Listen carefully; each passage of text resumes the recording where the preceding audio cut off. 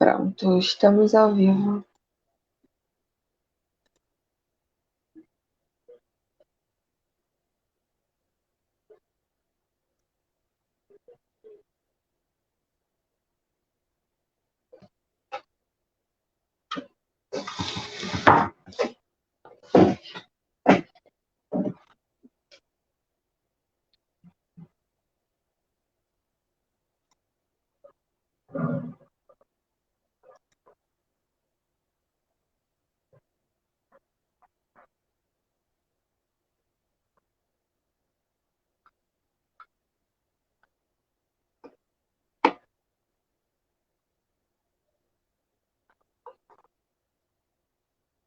Uhum.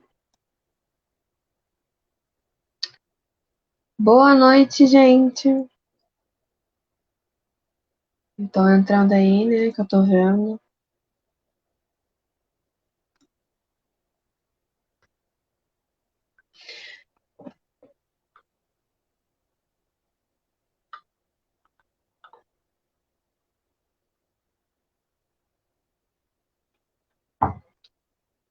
Então, gente, boa noite. Hoje estamos reunidos aqui para mais uma live, né? Mais terceiro dia desse nosso ciclo de palestras sobre os dogmas marianos. E hoje nós teremos a live com o nosso querido Padre Renan, para falar um pouquinho sobre a Perpétua Virgindade de Maria. Eu vou esperar um pouquinho o pessoal chegar enquanto isso e já ir chamando o padre aqui para vocês. Boa noite, padre. Sua Olá, boa bênção. noite, amado Ele, Deus abençoe. Boa noite a você que está entrando aí nesta live, para já já partilharmos um pouquinho sobre mais um dogma mariano. Que Deus possa te abençoar Isso. também. Boa noite, Rafaela França. Boa noite, Rafaela. Deus abençoe.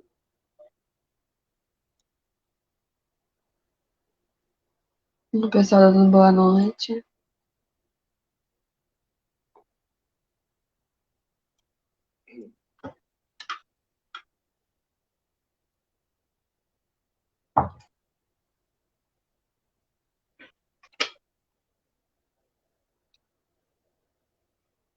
Boa noite, Luiz César, Marinete, Gilberto.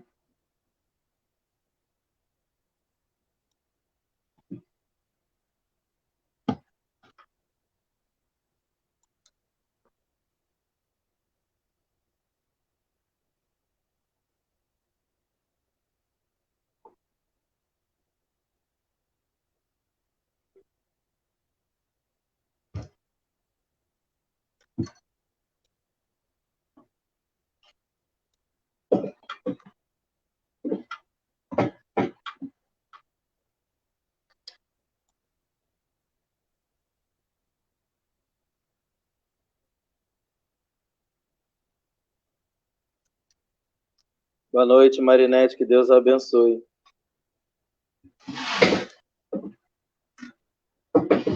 Ah, a Rafaela aqui, França, falando que conheceu o senhor ainda seminarista nas formações. Sim, que maravilha. O tempo passa.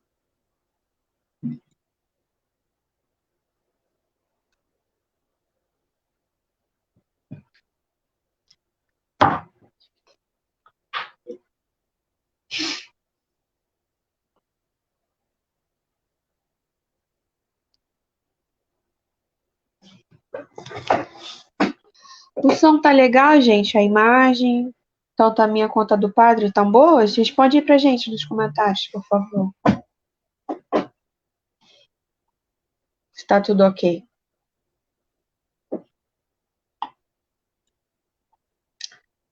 Ai, que a Rafaela falou que sim. Ok.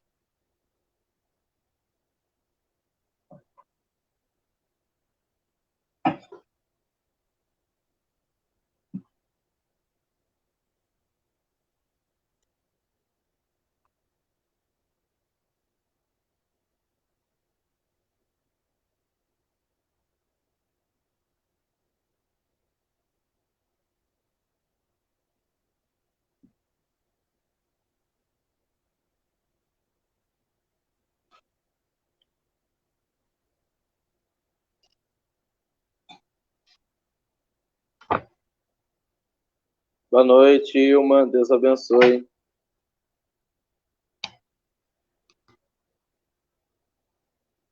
Boa noite, Vera. Deus abençoe.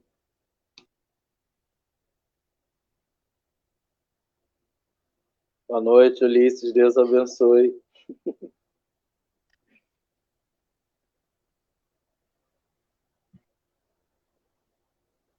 Deus abençoe também, Jardilene, isso, Tavares. Isso.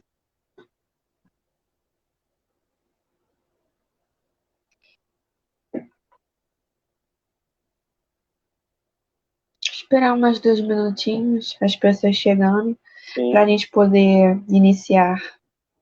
Tá ótimo. Aí, aqui, ó.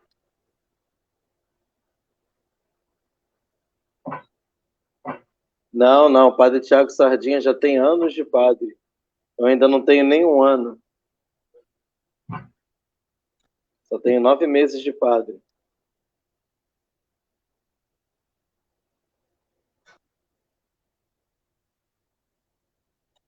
Deus abençoe, Maria Célia.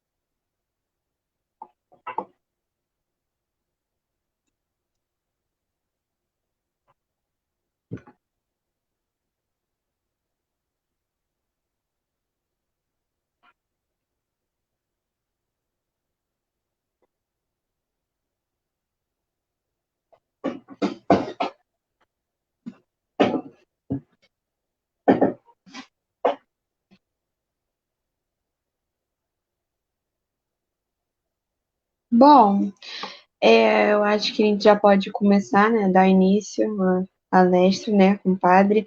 Então, padre, você pode começar com uma oração inicial e o Claro, espaço é todo seu. Fica à vontade, obrigado. viu? Então vamos lá. Em nome do Pai, e do Filho, e do Espírito Santo. Amém. Pai nosso que estais nos céus, santificado seja o vosso nome.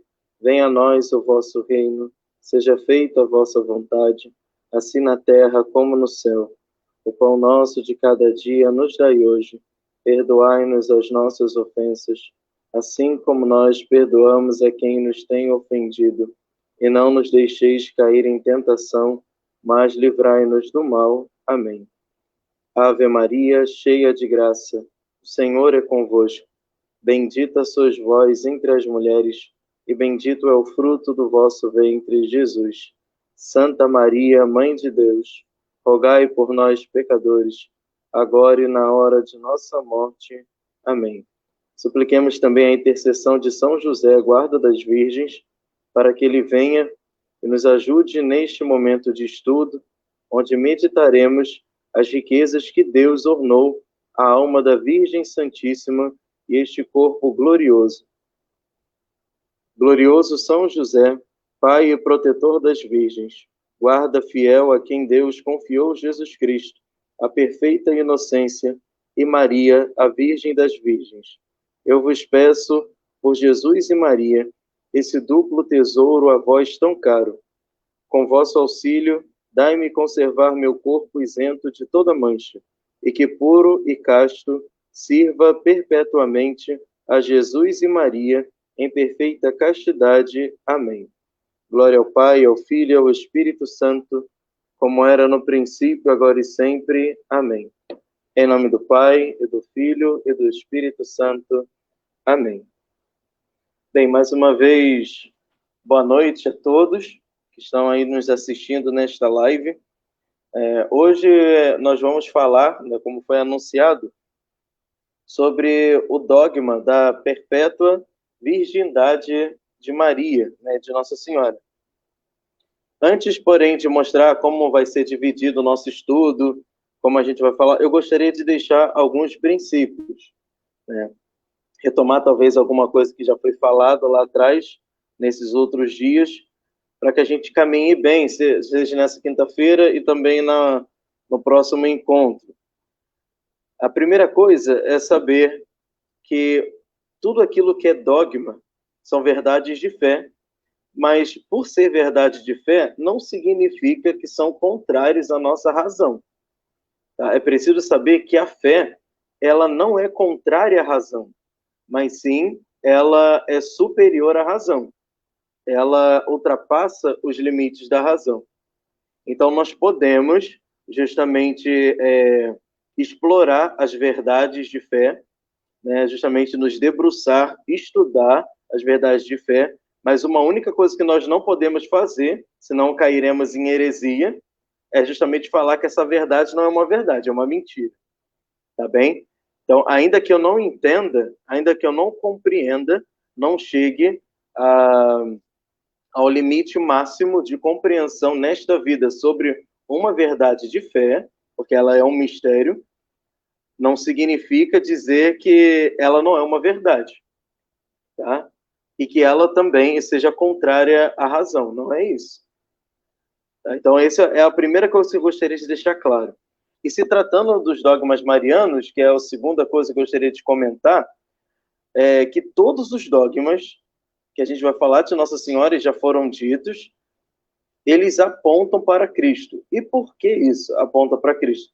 Porque Jesus Cristo, verdadeiro Deus e verdadeiro homem, enquanto o homem é a via perfeitíssima que nos leva à amizade com Deus, né? Então, ele de fato é a meta. Ele é caminho e fim, alfa e ômega, né? Princípio e fim. A Virgem Maria não é fim. A Virgem Maria, portanto, ela é uma via perfeitíssima para se compreender a Cristo, para se crescer na amizade com Cristo, para se aproximar de nosso Senhor Jesus Cristo. Tá bem? Então, é preciso a gente olhar para esses dogmas de Nossa Senhora, sempre entendendo eles como uma seta que não se encerra na Virgem Maria. Aponta para as honras que Deus colocou nesta nobre criatura, mas não se encerra nela, mas que aponta justamente para Deus, aponta para o alto. Então, Deus é glorificado em todas essas verdades de fé que nós proclamamos acerca da Virgem Maria.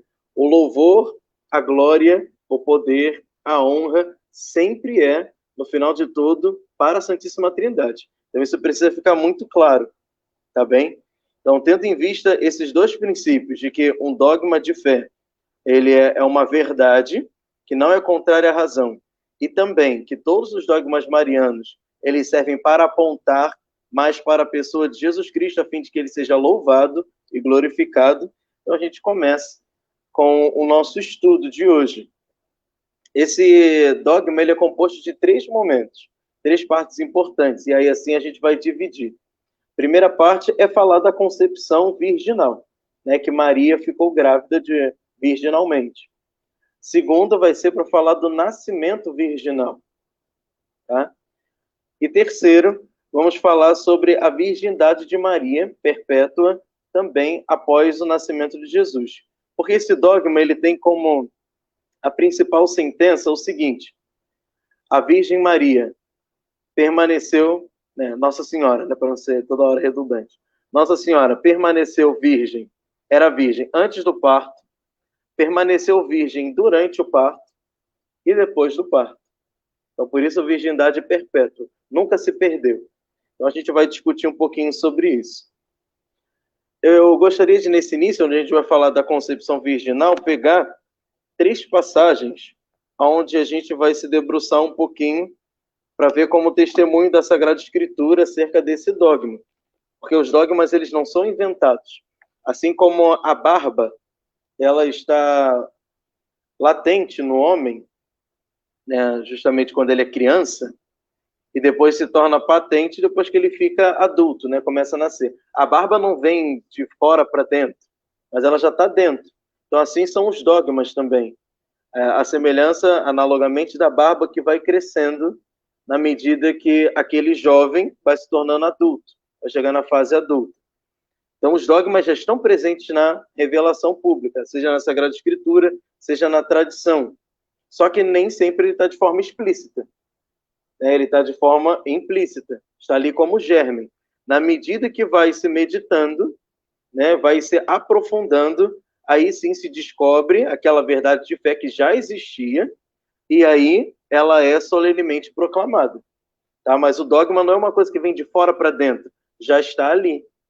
Tá bem? Então é um processo onde o Espírito Santo, aquele que vai recordando e vai nos mostrando aquilo que Cristo ensinou, ele vai fazendo com que a igreja, ele que é a alma da igreja, como diz o Vaticano II, ele aos pouquinhos, nos sucessivos momentos do tempo e da história, vai fazendo com que os homens, crescendo na vida espiritual, assim como Cristo, né, vai crescendo em estatura e graça, vai conhecendo cada vez mais os mistérios da fé que já foram revelados, até que chegue à sua plenitude. Então, a primeira passagem que eu gostaria de trazer, que é a passagem base para a gente discutir isso, é Isaías 7, versículo 14, que vai dizer o seguinte: pois sabei que o Senhor mesmo vos dará um sinal. Eis que a jovem está grávida e dará à luz um filho, e dar-lhe-á o nome de Emanuel. Algumas traduções veem o nome virgem, né? Esse termo do hebraico alma, né? Ele foi traduzido para o grego, né? É do hebraico, perdão, alma, e foi traduzido para o grego como virgem, já numa interpretação tardia lá da 70, que é uma interpretação da Bíblia, uma tradução da Sagrada Escritura. E é interessante que ali, São Justino, né, claro, já defende, lá no início da igreja, de que, de fato, se é para ser um sinal, esse termo não pode designar simplesmente donzela, uma mulher que está, uma jovem que tem idade para casar. Aqui na minha tradução da Bíblia de Jerusalém veio jovem, né? Se é simplesmente algo corriqueiro, uma jovem, não vai ser um sinal. Agora, a gente fala de uma virgem que concebe, sem deixar de ser virgem, porque nós sabemos de como os bebês são feitos. Precisa ter a relação carnal entre o homem e a mulher. Então, falar de uma virgem que vai conceber, isso de fato é um sinal histórico. Tá bem? Então, São Justino já defende essa ideia de que esse termo alma não é simplesmente uma jovem, uma donzela, mas que de fato se trata de uma virgem. Já a interpretação mais aperfeiçoada desse texto de Isaías. Um outro texto também que mostra da concepção virginal é Mateus, capítulo 1, versículo 20, que é do anjo falando a José, a São José, esposo de Maria, falando o seguinte: José, filho de Davi, não temas receber Maria, tua mulher, pois o que nela foi gerado vem do Espírito Santo. Então, Mateus, Evangelho de Mateus, capítulo 1, versículo 20. Então, mais um dado interessante e importante. Maria concebe, mas não por obra de um outro ser humano, né? Mas é por obra mesmo do Espírito Santo. E, finalmente, no Evangelho de Lucas, capítulo 1, versículo 34, vai dizer o seguinte: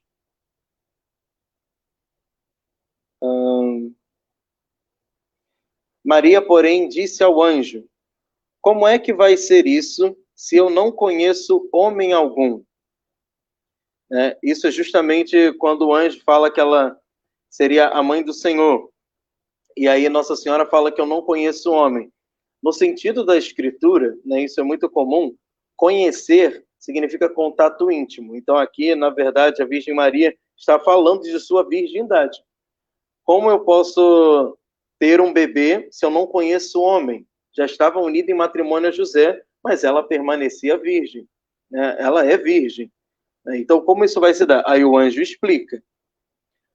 O Espírito Santo virá sobre ti e o poder do Altíssimo vai te cobrir com a sua sombra. Por isso, o santo que nascer será chamado Filho de Deus. Então, essas três passagens já nos mostram, né, apontam para essa concepção virginal de Nossa Senhora. Muitos padres no início da igreja, eles defendem essa afirmação de que Nossa Senhora concebeu de forma virginal. Então, tem aqui alguns nomes, mas tem tantos outros. Santo Inácio Marte, Aristides, São Justino, Tertuliano, Santo Irineu, Santo Agostinho, São Jerônimo, São Gregório, sei lá, tem muitos santos, né, e doutores da igreja, e padres da igreja, e teólogos do início dos séculos que já testemunham e afirmam isso. O dogma, né, essa verdade de fé, ela foi proclamada solenemente no Concílio de Latrão, em 649, sob Martinho I, tá bem? Então, ali foi definido no Concílio de Latrão, em 649, esse dogma. Então, se foi solenemente proclamado, então já é uma verdade de fé, e todos aqueles que vão contra isso são anátemas, né? São justamente esses que estão fora daquilo que é a comunhão de fé da igreja, professam outra, né? Algo contrário. Desde o início já se vai falando, sustentando que Maria é sempre virgem. Porém, mais uma vez falando, o dogma se diz de algo que foi solenemente proclamado, uma verdade de fé solenemente proclamada. Então, essa proclamação desse dogma aconteceu em 649, no Concílio de Latrão. Sobre essa questão da concepção virginal, São Tomás de Aquino, e assim a gente vai ver nessas três partes do nosso estudo, São Tomás de Aquino ele traz alguns argumentos de conveniência. E por que argumentos de conveniência? De onde vem esse nome? É justamente porque Deus ele poderia compor a história e realizar a salvação dos homens de diversas maneiras, diversas formas. Não precisava nem da encarnação se assim ele quisesse. Que Deus não está obrigado a nada, né? A nada e nem a ninguém. Deus não é obrigado a nada. Ele verdadeiramente não é obrigado a nada. Então, por que se torna conveniência? Porque Deus ele não iria perder nada se a história não ocorresse, não acontecesse da maneira como ocorreu. Tá? Então, por isso que o argumento é de conveniência, porque não pode falar que necessariamente, não. Poderia acontecer de outro modo, se assim Deus o quisesse, mas ele não quis. Então, por isso que se fala à luz daquilo que já foi revelado, daquilo que se deu na história, nós temos como verdades de fé. Aí São Tomás fala, foi conveniente que se fizesse de tal maneira por causa disso, disso e disso. Tá? Então, sobre esse tema da virgindade perpétua, no que tange a concepção virginal de Maria, ou seja, ela que engravidou de forma virginal, ele diz que traz para nós alguns argumentos de conveniência. São eles. O primeiro, então foi conveniente que ocorresse a concepção virginal para que aquele que é filho natural de Deus não tivesse pai sobre a terra, pois que tem um único pai no céu. Aí alguns poderiam dizer, sabendo que eu sou devoto de São José, aí, ó, tá contrário ao que o padre Renan fica falando, que São José é pai de Jesus. Calma, gente, calma, não tá contrário. Pai aqui está no sentido natural mesmo, não no sentido virginal, que é São José, mas paternidade como aquele que dá, né, contribui com a sua própria essência. Né, porque paternidade e maternidade se diz da geração. Tá? E geração é justamente conceber um outro igual a si. Né, partilhar da natureza, partilhar da essência. Então, naturalmente, né, pela humanidade, Jesus não tem um pai, ou seja, alguém que contribuiu para a sua carne, para a sua natureza humana. Não tem. Não tem. Ele só tem uma mãe. Tá? Então, isso foi conveniente porque para que se apontasse aquele filho gerado virginalmente, ele só tem um pai. Só tem um pai. E que pai é esse? Aquele que gera eternamente. Segunda argumento de conveniência. Para que o verbo eternamente concebido, na mais perfeita pureza espiritual, também fosse virginalmente concebido quando se fez carne. Não é por concepção, melhor dizendo, não é por uma ação, né, carnal ou animal, que o verbo é gerado eternamente no seio do Pai. Tá bem? O verbo não é uma coisa extrínseca. Tá? Então, ele participa da mesma natureza do Pai. Então, é gerado virginalmente. O Pai gera o Filho eternamente de forma virginal. Não é de forma animal, é de forma virginal. Por isso que no credo se diz gerado, não criado, consubstancial ao Pai. Porque criação é algo extrínseco, é dar ao ser. Agora, geração não. É produzir algo semelhante a si. Por isso que se fala gerado, não criado. Então, esse verbo eternamente concebido, na mais perfeita pureza espiritual, também deveria ser virginalmente concebido quando se fez carne. Terceiro argumento de conveniência. Para que a natureza humana do Salvador estivesse isenta do pecado original, ou seja, convinha que ela fosse formada de modo virginal e não por via seminal. Vale a gente fazer um parênteses que na época de Santo Tomás de Aquino não se tinha proclamado o dogma da Imaculada Conceição. Então ele sustenta que a Virgem Maria também nasceu com pecado original, mas que no ventre ela foi preservada, né? Foi concebida, mas preservada no ventre, tá bem? Por uma graça especial, enfim, que supera de todos os santos.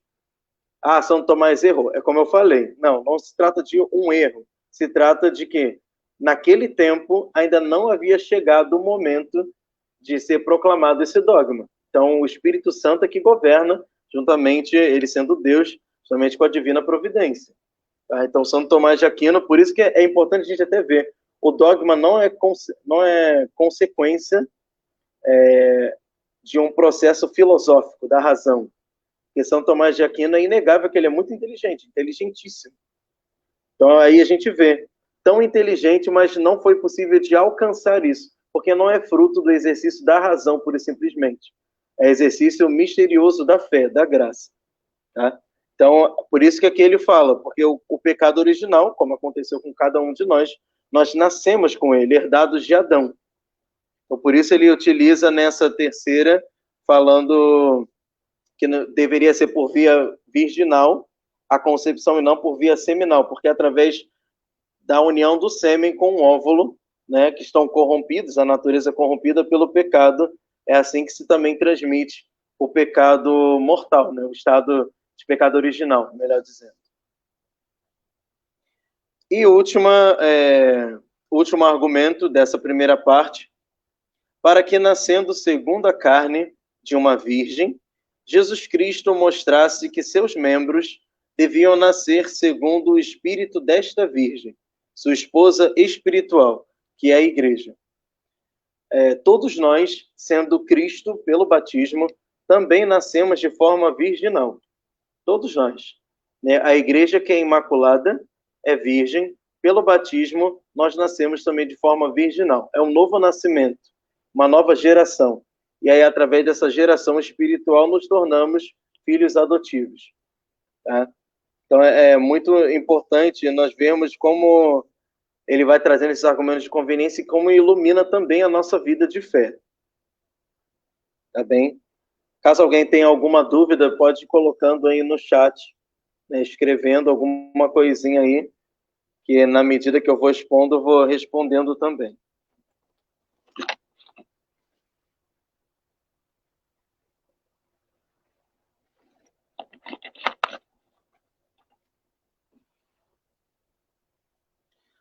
Vamos lá, então, dando continuidade. Sobre o nascimento virginal. Santo Ambrósio, ao ler justamente Isaías 7,14, afirma que a virgem também terá um parto virginal. Então, ele, ao ler aquela passagem de Isaías que nós vimos, ele também entende do parto virginal. Não acontecerá uma degradação nesse momento.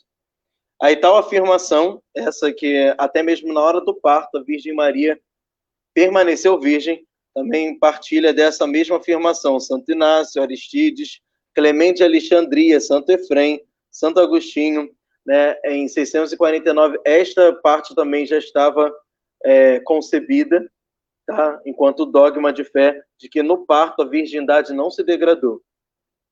E aí Santo Tomás ele vai trazer alguns argumentos de conveniência também, algumas razões.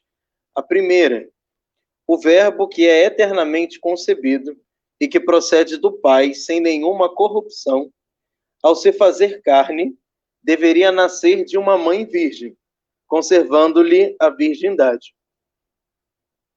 Segundo, aquele que vem para remover toda a corrupção não deveria nascer aniquilando a virgindade daquela que lhe dá a vida. E terceiro, aquele que nos ordena honrar nossos pais deveria ele próprio, ao nascer, em nada diminuir a honra de sua santa mãe. Então, repetindo, né, o argumento para justamente justificar a conveniência do nascimento virginal. O verbo que é eternamente concebido e que procede do Pai sem nenhuma corrupção, ao se fazer carne, deveria nascer também de uma mãe virgem, conservando-lhe a virgindade. Como não existe corrupção na Trindade, na geração, também não pode ocorrer corrupção aqui, pois se trata do mesmo filho, não é outro. Por isso que é preciso estar sempre em mente, e assim eu quis começar no princípio. O filho, esse dogma aponta para o filho, os dogmas marianos apontam para o filho. Então, quem é o filho de Maria? O mesmo filho do Pai, o verbo que se fez carne, Jesus Cristo. Quando a gente fala Jesus Cristo, é sinônimo, a gente pode colocar um igual de verbo encarnado, ou palavra encarnada, tá bem? Então, quem é esse filho? Quem é esse Jesus Cristo? Quem é esse verbo encarnado, ou palavra encarnada? É o Filho eterno do Pai, que é Deus, e se fez homem. Então, se não existe degradação na Trindade, na geração do Filho, não pode existir também degradação na natureza humana, gerada virginalmente em Maria. Tá bem? Para mostrar que é o mesmo Filho. Segundo, repetindo, aquele que vem para remover toda a corrupção não deveria nascer aniquilando a virgindade daquela que lhe dá a vida. Isso é muito bonito, pois que o dogma da Imaculada Conceição é justamente ver que ela foi liberta de todo tipo de mácula, todo tipo de mancha, em previsão, justamente em antecipação dos méritos salvíficos de Cristo. Toda salvação só acontece em vista dos méritos de Cristo. Tá? Não existe salvação fora de Cristo. Não é um atalho a questão da Imaculada Conceição. Não, foi uma antecipação. Deus, como governa toda a história, e Ele é eterno, Ele antecipou em Maria todas as honras, todas as glórias, mas que foram merecidas por conta de Jesus. Mas como assim, se Jesus temporalmente veio depois de Maria? Sim, mas Ele é Deus, a gente nunca pode esquecer disso. Então foi em antecipação que Maria nasceu de forma imaculada, nasceu imaculada, sem nenhum tipo de pecado em sua alma, sem ter a amizade com a serpente, que a gente vê lá em Gênesis 3,15. Porém, inimizade entre ti e a mulher. Essa mulher só pode ser Maria. Não pode ser Eva, não pode ser nenhuma mulher da história, a não ser Maria. Pois todas as outras mulheres têm pecado. A única mulher que não tem pecado é Maria, que é a Imaculada Conceição. Por isso, ela não tem amizade, ela tem uma inimizade, com a serpente, com Satanás. Tá bem? Então, se não tem corrupção na alma, não pode ter também no corpo. Não tem nenhum tipo de corrupção. E terceiro, só para repetir, aquele que nos ordena honrar nossos pais, deveria ele próprio, ao nascer, em nada diminuir a honra de sua santa mãe. Isso aqui a gente está num tempo muito sexualizado. E falar de virgindade entre os jovens se torna até algo vergonhoso, né? Que coisa diabólica. Alguns jovens têm vergonha da sua virgindade. Pensa que é algo ruim. Mas não, no céu é reservada uma coroa para os virgens.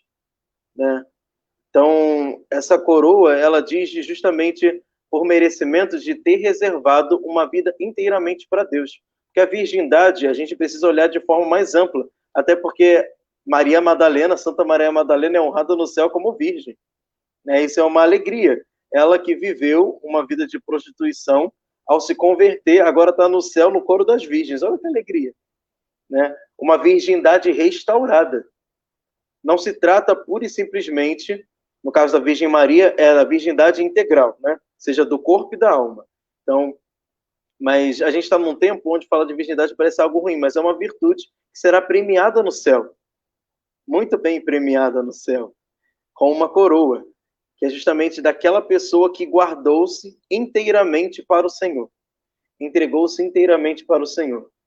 Ah, padre, então quer dizer que aqueles que não são virgens, fisicamente, não receberão, né, não podem gozar dessa alegria. Não é isso que eu estou dizendo. Estou falando que aquele, na verdade, que faz essa oferta, lucra muito mais do que aquele que resolveu partilhar no matrimônio. Não é uma degradação, mas é justamente uma coisa que será acrescida, né? Ofereceu mais. Aquele que dá mais, recebe mais. Tá bem? Não significa ter essa inveja, porque no céu não tem inveja. Não tem inveja nem separação. Vamos então passar para a nossa terceira parte, que diz o seguinte: da permanência perpétua da virgindade pós-parto. Essa verdade também foi definida em 649, tá, no Concílio de Latrão, e Santo Tomás também vem trazer para nós algumas razões de conveniência. A primeira delas, o erro de Ovídio, e faço um parênteses aqui. Esse Ovídio é um herege que foi combatido por São Jerônimo, tá, lá no século V. Tem até uma suma contra Ovídio, que ali fala que Ovídio ele trouxe uma porção de heresias, né? E alguns julgamentos até muito grosseiros acerca da Virgem Maria, tratando-a como uma mulher qualquer. Qualquer semelhança com os protestantes não é mera coincidência, tá? Então, já no início já se tinha muito dessas coisas que alguns hereges vinham falando, que a inimizade da geração da mulher com a geração da serpente é desde que o mundo é mundo, né? Então vamos lá. Então Ovídio era um herege. Então, o erro de Ovídio atenta contra a dignidade de Cristo, porque do mesmo modo como ele é desde toda a eternidade o Filho único de Deus, convinha que ele fosse, no tempo, o Filho único de Maria. Isso é interessante, porque a gente deveria estar acostumado a utilizar o termo correto para falar da nossa filiação divina. Deus ele só tem um filho. Como eu falei no início, repito. Filiação, paternidade, significa, sobretudo, a paternidade daquele que gera, daquele que dá, partilha da sua própria natureza, da sua própria essência, né? É evidente que nós, enquanto criaturas, somos algo extrínseco a Deus. Algo que vem do nada, né? Deus, ele criou. Então, é preciso a gente ter em mente isso, né? Nós somos criaturas. Nós fomos assumidos em Cristo. Portanto, somos filho no Filho. Quando isso acontece? Somente no batismo. Eu sei que tem gente que quer exagerar, falando assim, que cachorro é filho, que passarinho é filho, que gato é filho. Adoro animais, mas não são filhos. Porque você não partilha da mesma natureza que os bichos. Você não é nada de filho. Você pode tratar com todo o carinho do mundo, né, querer bem, querer promover, mas filhos de quatro patas você não tem. Não pode ter, não é seu filho. Tá? Então, a criatura, por si só, não é filho de Deus. Só possa ser filho, de fato, pelo batismo. E aí a gente começa a entender. E por quê? Pelo batismo, nós participamos da herança de Cristo. Né? Somos co-herdeiros da graça. Se a gente é co-herdeiro, é porque Cristo é, de fato, o herdeiro. Então, nós reinaremos com Cristo, como fala São Paulo. Então, nós somos filhos no Filho. Portanto, o termo certo da nossa filiação é filiação adotiva. Porque se a gente fala assim, Deus ele tem vários filhos. Né? O Senhor tem muitos filhos ele tem. A gente cantou muito isso com o padre Marcelo Rossi. É de fato, somos filhos de Deus, mas de que maneira? Filhos adotivos. Tá? Somos filhos no Filho. Quem é esse filho? Jesus Cristo. Tá bem? Então, como o Pai do céu só tem um filho, e esse filho, que é do Pai, que é Deus, é o mesmo filho de Maria, era conveniente que fosse apenas um filho que Maria devia ter. Tá bem? E essa é a conveniência da perpetuidade da sua virgindade, o primeiro argumento. Segundo, para que não se ofenda o Espírito Santo, que para sempre santificou o seio virginal de Maria. Aqui eu quero trazer para vocês uma leitura muito piedosa, que é fruto de uma meditação que agora eu esqueci o santo, só lembro do milagre, que é o seguinte: assim como o jardim do Éden, depois do pecado de Adão e Eva, ficou fechado, foi colocado os querubins na porta, né, com a espada flamejante, proibindo de fato a entrada.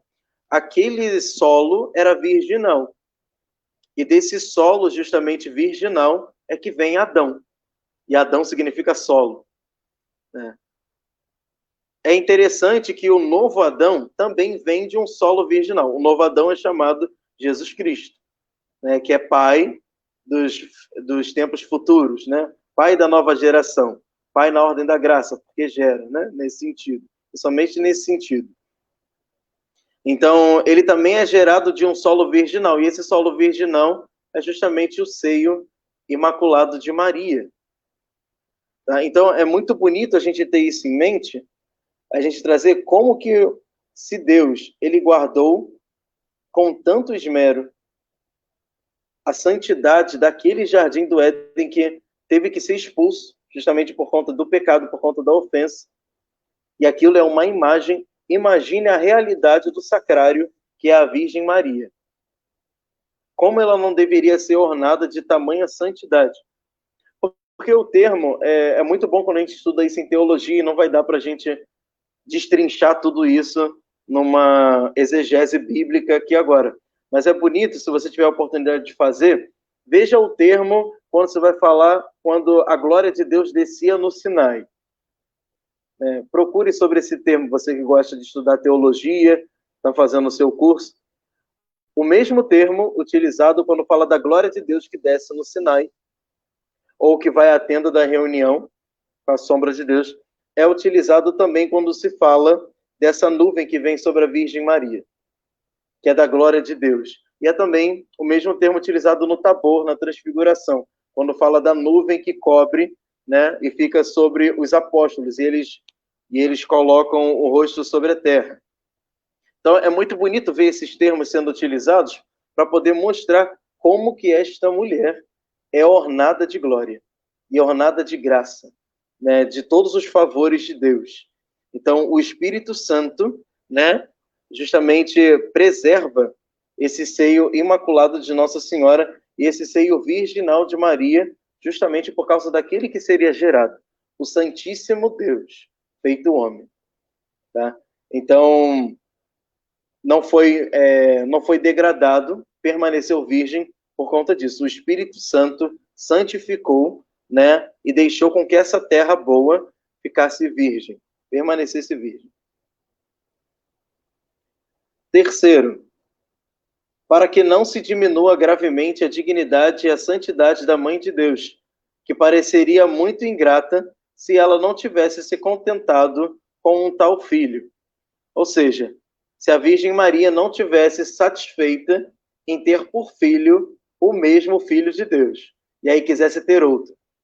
Por que, ao contrário disso, se diz que os casais devem ser abertos à vida? Porque todos nós, enquanto criaturas, né, enquanto participamos pelo batismo da herança de Cristo, da vida de Cristo, todos nós apontamos para Ele. Então, assim como existe um jardim, pensemos no ramalhete de flores. É claro que todos nós somos chamados a viver as virtudes e as bem-aventuranças, mas nenhuma pessoa é igual à outra. Então, nenhuma pessoa é ornada com a mesma quantidade de dons que uma outra pessoa é. Então, uma pessoa unida à outra vai formando uma harmonia, como se fosse um belíssimo jardim. Então, é justamente assim como nós temos os 4 evangelhos, que os 4 evangelhos juntos é que a gente percebe a beleza de quem é Cristo. se a gente falar das cartas de Paulo e tudo mais, mas sobretudo os 4 evangelhos. Não basta pegar apenas um. Os 4 nos mostram, né, o rosto de Cristo, compõem o rosto de Cristo. Então, fazendo uma analogia, os múltiplos seres humanos nascidos no seio familiar, sendo batizados e vivendo as virtudes, vão compor a beleza das perfeições de Cristo. Todos sendo santos, buscando a santidade, vão compondo como uma grande harmonia, né, essa beleza da perfeição que, em sumidade, o próprio Cristo é. Porque todos os santos apontam para Cristo. Tá? Então, por isso que, ao contrário do que se fala da Virgem Maria, né, ela deveria ser satisfeita porque ela deu à luz aquele que é o Filho mesmo, o Filho do Pai, que é Jesus Cristo, o Verbo encarnado. Todos nós, filhos no Filho, apontamos para Cristo. Então, os casais abertos à vida vão colaborando, vão dando mais filhos de Deus. E aí, esses filhos de Deus, sendo multiplicados no mundo, vão compondo o rosto de Cristo. Né? E isso é uma grande maravilha. Tá bem? Por isso que ninguém tome como argumento. Ah, Maria só teve Jesus, então que eu possa ter um filho só. Você está entendendo muito mal as coisas. Né? E ainda, inclusive, tem um resquíciozinho aí de um orgulho, de um egoísmo, de uma falta de fé. Que essa palavra não venha na tua boca. Se tiver, seja exorcizado agora, nesse momento, e que você seja aberto à vida. Por último, né, esse último argumento de conveniência, para que não se tenha São José como um sacrílego, que, faltando após um nascimento tão milagroso, viesse a se tornar indigno do próprio Jesus Cristo por profanar o templo virginal de sua esposa. Existe, desde o início da tradição da Igreja, uma discussão, e Santo Tomás de Aquino também ele se debruça nessa afirmação, de que Maria fez voto de virgindade. Né? E é bonito a gente olhar para essa verdade e entender que não só Maria fez, mas São José também. Aqui eu faço um parênteses para falar rapidamente de São José, para que a gente entenda de como ele colaborou também para que a Virgem Maria permanecesse virgem perpetuamente. Ele não era um homem inflamado dos desejos, como alguns protestantes maus fazem esse comentário. Ah, Maria, bonita. São José, jovem, bonito também. Né? Se casa para poder ter um monte de filho. Né? Isso daí é uma... Além de se falar de uma expressão muito pecaminosa, é também algo muito baixo. É nivelar muito por baixo. Então, não que ter filho seja uma coisa ruim, não é isso. Mas fica uma fala muito sensual, que não cabe na discussão se a gente está falando da mãe de Deus e daquele que é o esposo da mãe de Deus. Então, São José sendo jovem, porque ele não era velho, tá? Ele sendo jovem, nunca foi casado, aquela visão de que ele era casado, né? Essa noção vem justamente de um apócrifo, e os livros apócrifos, ali tem no Evangelho, no proto-evangelho de São Tiago, é um livro apócrifo, ou seja, não inspirado, que se tinha no início da igreja. Aí ele vai falar que São José já era de quase os seus 80 anos quando se uniu à Virgem Maria. E aí ele se tornou mais um guardião do que esposo. Né? Isso é totalmente rebatido já desde o início da igreja, inclusive São Jerônimo ele fala sobre isso. Então, São José não tinha uma outra esposa, não teve um outro casamento, não teve um outro filho. Se tivesse, estaria na Bíblia.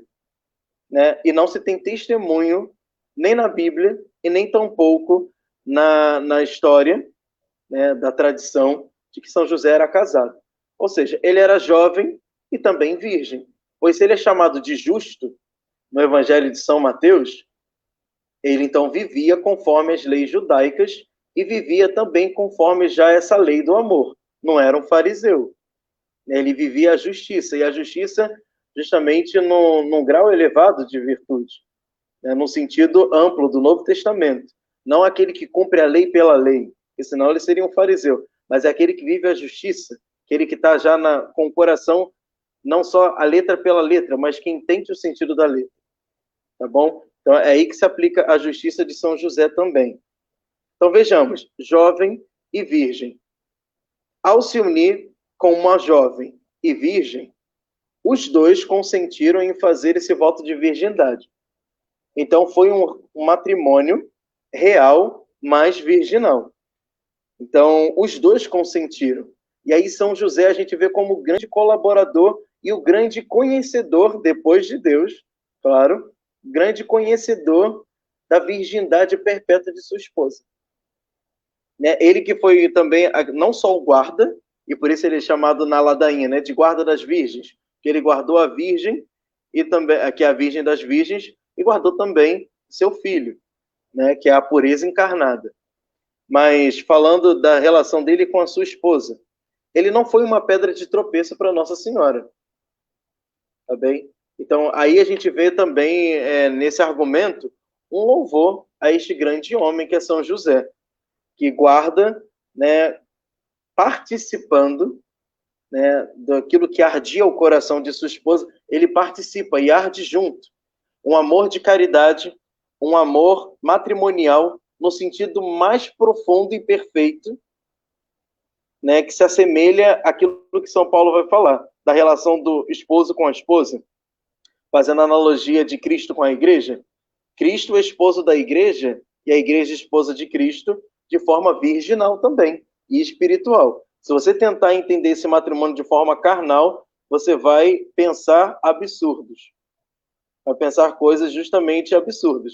Então, é um espelho, o matrimônio virginal de José e de Maria é um espelho do matrimônio místico e virginal de Cristo com a igreja. É o espelho perfeito. Tá bem? E aí a gente vê se na relação virginal de Cristo com a igreja é gerado outros Cristos, virginalmente. Então, essa imagem nós temos, essa imagem da igreja, dessa relação matrimonial de Cristo com a igreja, nós temos na relação virginal de José com Maria. Então, os dois fizeram esse voto. Isso é muito lindo, muito bonito. Só para terminar, para a gente poder abrir para as perguntas, que já vai dar 1 hora quase que a gente está aqui. Passou rápido, né? Mas certa vez, eu muito curioso, tá bom, eu entendo que Maria não deixou de ser virgem, tá? No momento que deu à luz a Jesus, mas como é que foi isso? Aí fui eu procurar alguns argumentos. Foi misterioso, porque ninguém estava lá para ser testemunha. Não tinha testemunha. Tá? Então é misterioso.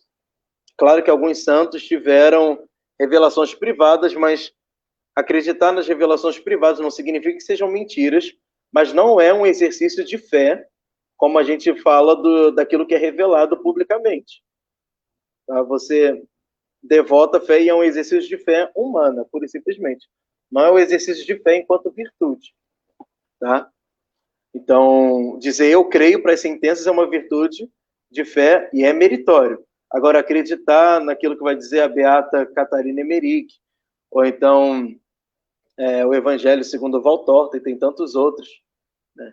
Você acredita ou não, não significa que seja mentiroso, mas não entra naquelas sentenças, né, dogmáticas que todo mundo precisa comungar da mesma fé e falar eu creio. Então, ali, e também justamente com o argumento de Santo Agostinho, se não me falha a memória, que Santo Tomás também fala, assim como a luz que passa pela vidraça, né, pelo vidro, e não degrada ao vidro, assim também aconteceu no nascimento de Jesus. Mistérios da fé. Então, basta a gente saber, como eu falei no início, Padre, eu não consigo entender isso, é muito complicado, é um mistério, não será abarcado pela nossa razão, em completude, né? A gente entender racionalmente, porque se tratando de uma verdade de fé, supera a razão, mas não é contrário à nossa razão, só a supera. Então, ainda que a gente não compreenda agora como as coisas de fato aconteceram, a gente tem a verdade de fé, mas meditar sobre ela, da maneira como acontece, é algo muito profundo e complicado, tá bem? A gente tentar racionalizar tudo, algumas coisas fogem, porque a nossa razão ela é muito limitada para conseguir entender a grandeza e a profundidade da ação de Deus. Você talvez deva ter se perguntando, antes de eu abrir para a participação daqueles que quiserem, Tá, o padre falou de virgindade e virgindade, não sei o que e tal, mas ele não comentou nem um pouco daquela fala que os protestantes têm de que Maria teve outros filhos. Ah, gente, porque sinceramente isso daí é meio que ser um super pop da fé, entendeu? Sabe esses programas de fofoca que não chega a lugar nenhum? Já está tudo mais do que respondido desde o início da igreja, mas aí tem o pessoal cri-cri que não estuda e aí fica trazendo desde o início a tradição católica, né, da Santa Madre Igreja, a única igreja de Cristo, sempre entendeu: não se trata dos filhos de Maria, naturais de Maria, né, que vieram de Maria. Se tratam de parentes de Jesus. Isso sempre ficou claro. Mas se você quiser ler um pouco mais, vê lá também São Jerônimo falando contra o vídeo, falando acerca da virgindade de Nossa Senhora. Né? Aí você vai ver lá ele gastando tinta para poder explicar que não se trata de filho de Maria, mãe de Jesus, mas é a Maria de Cleofas, esposa de Cleofas. Então, aqueles são parentes de Jesus. Até quando fala de Tiago, irmão do Senhor, não se trata de irmão de sangue, mas é justamente filho da outra Maria. Basta você ler, e aí tem uma série, né, que eu vou citar aqui agora, rapidinho.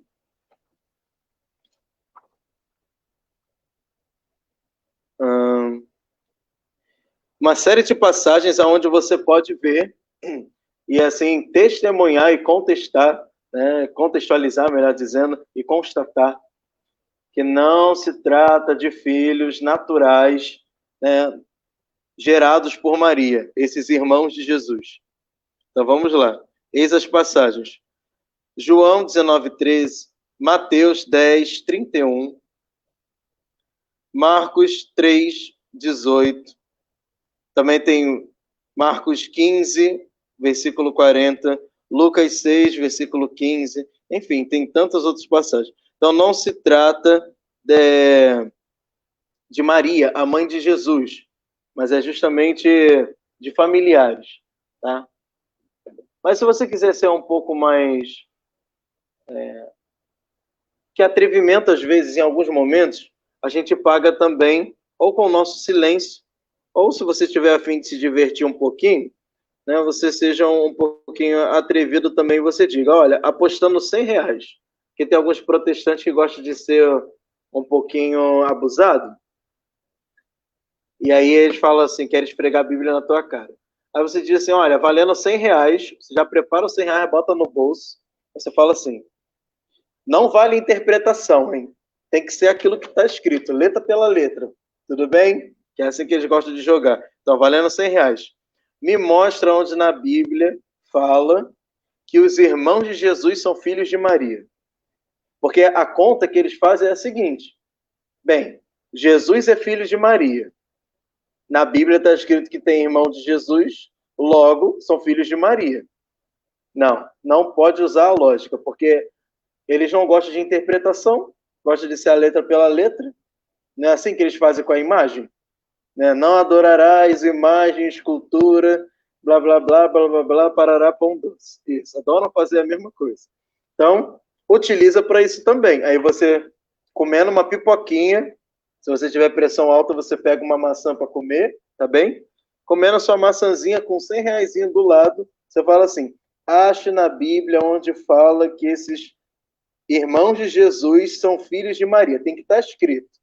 Né? Os irmãos de Jesus, filhos de Maria, mãe de Jesus, tem que estar escrito isso. Se não tiver, tu engaveta os R$ 100, que é claro que não vai estar escrito, engavetou os R$ 100 e segue teu rumo, feliz da vida.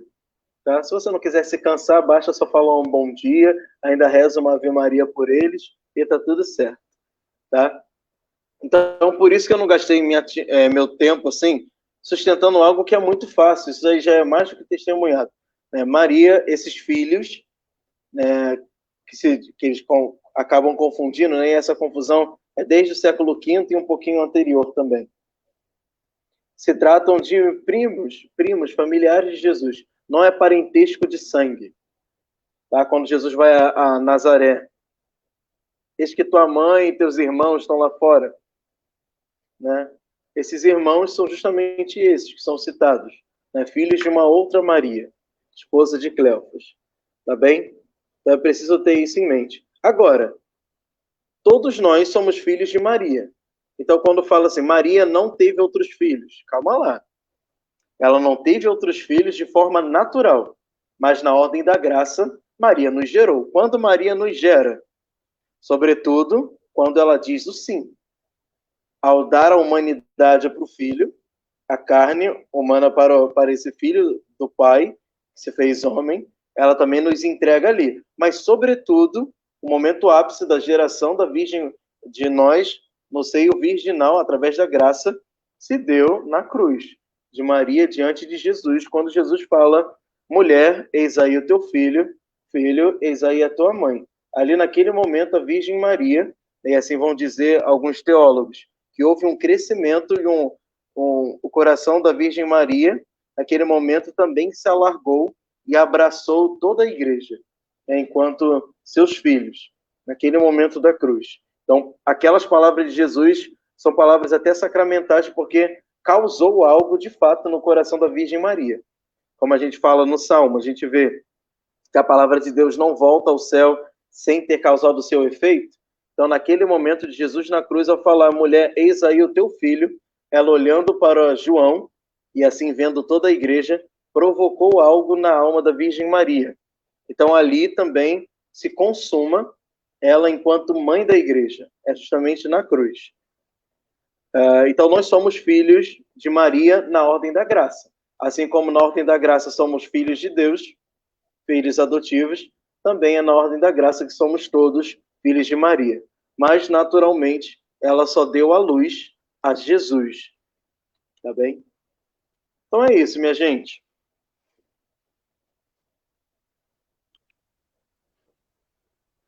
Muito obrigada, padre.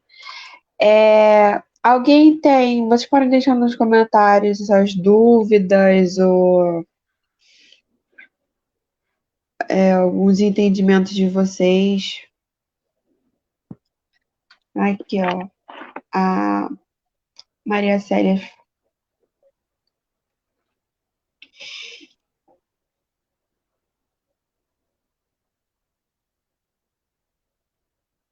Pode deixar seus agradecimentos também. Muito obrigado, Maria Célia.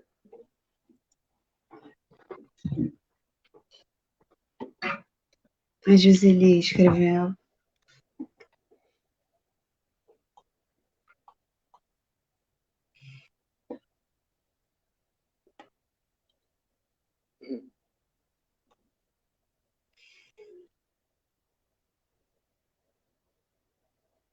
Caso alguma coisa não tenha ficado bem explicado, pode colocar aí, gente.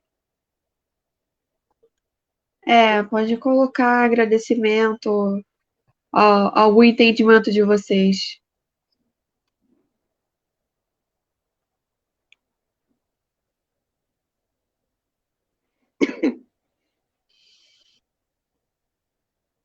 Enquanto ninguém manda nada, eu vou fazer um merchandise aqui, posso? Que é mostrar de alguns livros bons. Claro, fica à vontade. Caso as pessoas estejam interessadas. Estou pegando aqui na minha estante aqui do lado. Então, vou mostrar aqui alguns. Eu acho que deve aparecer com a letra ao contrário.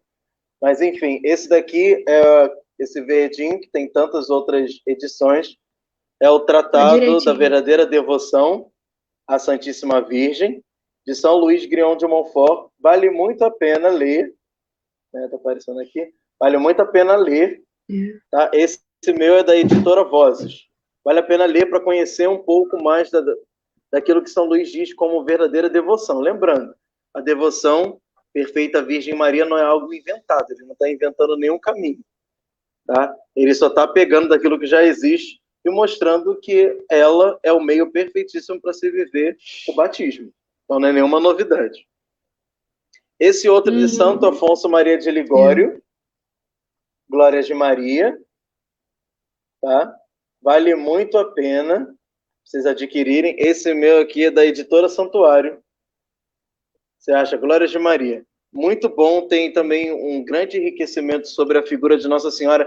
O bonito é que ele conta com alguns testemunhos. Então, tem uns testemunhos que ajudam a ilustrar um pouco Sim, sobre mais aquele aspecto que ele interessante. está trazendo, né, de Nossa Senhora. E, por último, Uhum. de onde eu formei a palestra, que é esse aqui. A Mãe do Salvador, A mãe do a Mãe do Salvador. Salvador e Nossa Vida Interior, tá? Que é do Padre Garrigula Grande. Essa daqui é da editora Eclésia. Vale muito a pena para você aprender um pouco mais sobre os dogmas de Nossa Senhora. Se quiser aprender um pouco mais do papel de Nossa Senhora, mas de uma linguagem não devocional. É uma linguagem teológica mesmo, de estudo. Então, vale a Sim. pena a gente engrandecer uma coisa e outra, né? A gente estudar e também a gente meditar, né? Crescer no amor e devoção. Tem mais um aqui, deixa eu ver se você está por aqui ou se está emprestado. Eu vou emprestando os livros, aí depois eu não sei se estão aqui. Não, não está.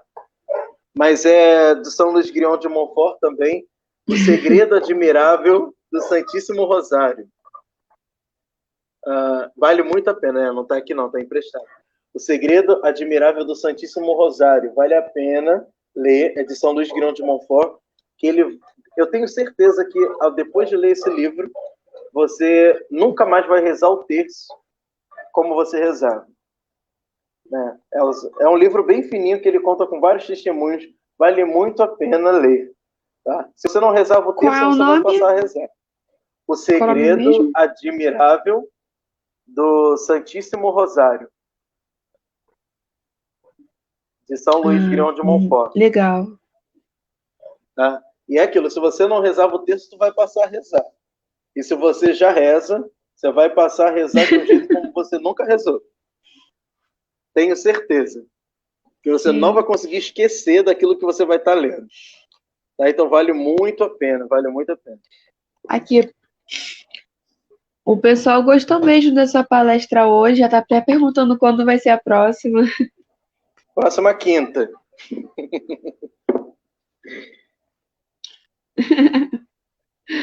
Aqui, ó, todo mundo falando. Próxima palestra é próxima quinta-feira, se não me falha a memória. Comigo, né? Não sei se vai ter outra. É.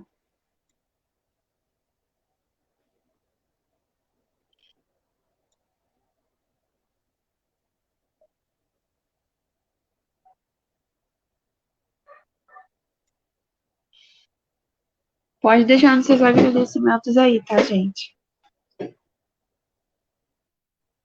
Pra gente já ir encerrando.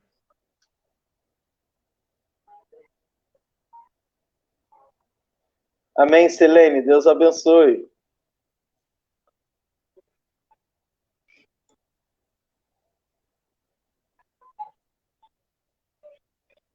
Deus abençoe.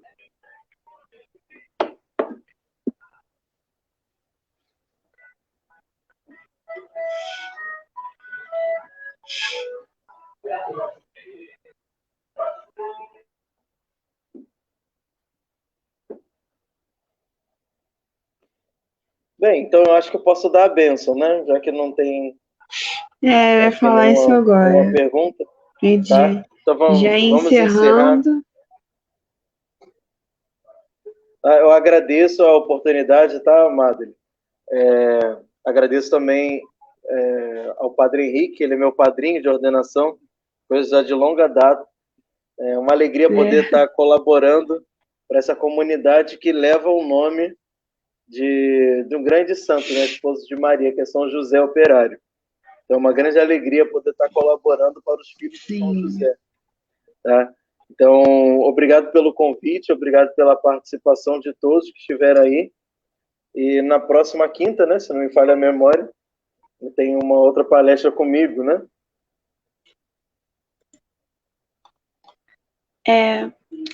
Eu acho que é isso mesmo, na próxima quinta, dia 29.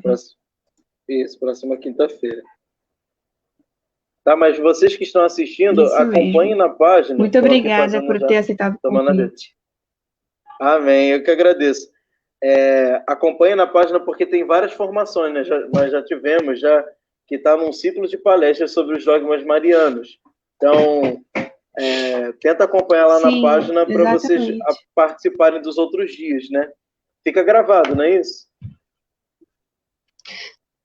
Sim, tem as lives gravadas com o seminarista Yuri, o seminarista Ramon. E a de hoje, quem perdeu a de hoje pode ver depois, assistir depois. E a de semana que vem com o senhor de novo. Quinta-feira que vem, dia 29. Então tá ótimo. Então você que gostou, ajuda a compartilhar. Vai compartilhar essa live porque ajuda a promover a página também e a gente divulgar um pouco os conteúdos, né? Os conteúdos trabalhados. Vale muito a pena você dar seu joinha e compartilhar. Tô igual o youtuber falando aqui, né? Dá o seu joinha e compartilha. Vale muito a pena. Então, vou dar a bênção final para a gente encerrar a nossa noite. Fazendo a porra. O Senhor esteja convosco. Ele está no meio de nós. Pela intercessão da bem-aventurada Virgem Maria e de São José Operário, desça sobre vós e permaneça a bênção de Deus Todo-Poderoso, Pai, Filho e Espírito Santo. Amém. Amém. Tenham todos uma boa noite. Boa noite a todos. Muito obrigada a todos que estiveram aqui assistindo a gente até agora. Obrigada, Padre, por ter aceitado o convite. E até semana que vem, mesmo horário, 7h30, dia 29, quinta-feira. Ok? Tchau, gente. Muito obrigada.